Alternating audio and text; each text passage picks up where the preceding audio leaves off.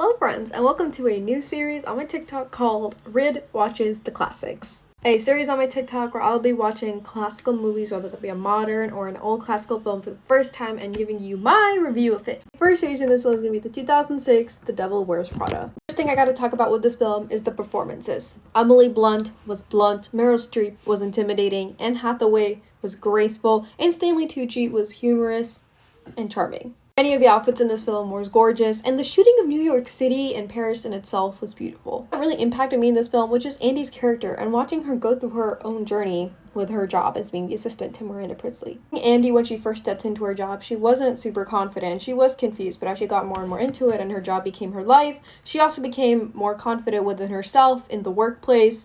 And the movie is essentially a commentary on the hyper-individualism that can happen in the corporate workplace. Andy make those relationships, whether that meant straining her personal relationships or hurting her co-workers, made me reflect on what I would want for my own experience in corporate America. Once I graduate in 2 years, I will be getting a job.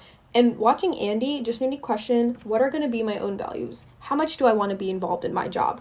How much am I willing to sacrifice? All of that.